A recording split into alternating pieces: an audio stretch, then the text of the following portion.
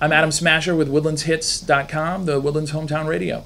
I should say what person brought me to Woodlands Hits, and that's Holly Price. She's the station manager, and we had worked together when she was with a charity here in town, and I was with another radio station, and we did some work with them.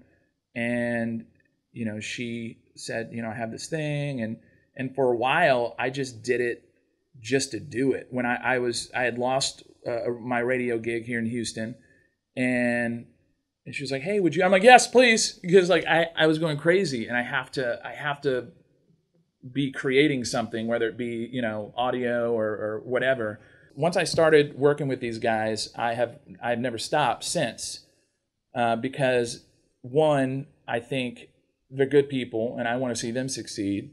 I enjoy what I do, and also it keeps me grounded to Houston. Now that I'm married and I have 2 kids, that takes a priority. I've had a few job offers, a few job leads in the past month in some pretty big cities, but they're all really far away from here. And so I'm not even entertaining them because I've asked my wife and my kids to move with me several times.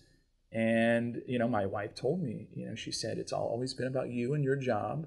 And now you need to make it about us. And I hate when she's right, but she was right. I started in high school and did it for a couple years in high school. And then I went to college and I went to LSU, and I still didn't really, I want to be a radio DJ. But I was walking around campus, and I went to the student union, and they had a posting, and it said, looking for part-time radio, DJs. And I'm like, I've done that before. I'm going to try it. And it was for an oldie station. So I'm 17, 18 years old, playing the Pointer Sisters or, the Four Seasons or whatever. It was really ridiculous. But it was me and another guy. They had us audition. And the other guy didn't really speak English that well, and he had a really thick accent. So I kind of won by default. So I started there, and then it just I kept going from station to station, and then I realized I could actually do this. First radio station I worked for in Houston, which I was there for 8 years, KRBE was a family company, owned maybe 18 stations nationwide.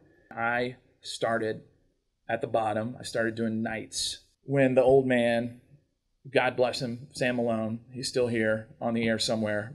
God, he's a smart guy.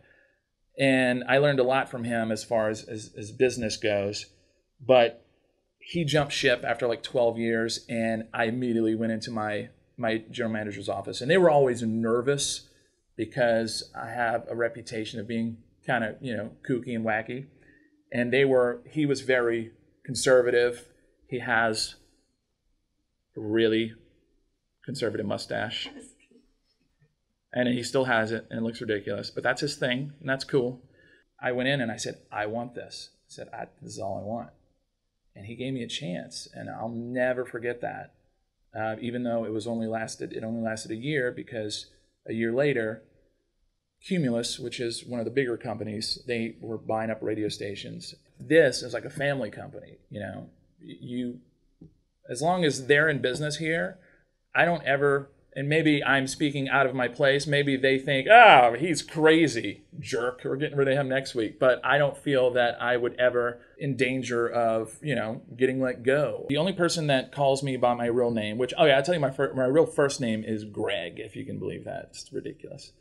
The only person that calls me that is my wife and, my parents, my family. And it's funny because I respond to both. It's just a goofy radio name that someone gave me years ago, right before I moved to Houston. It was 1997. I forgot I think I was going by my first name, and before I worked there, and maybe I had, my middle name is Michael, so maybe I think I put an S on the end. That's Greg Michaels or whatever, because that sounded like radio.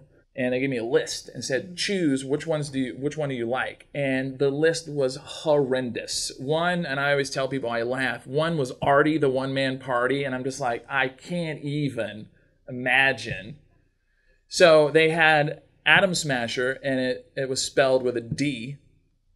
And evidently there was some guy in New Orleans that had worked there years before me.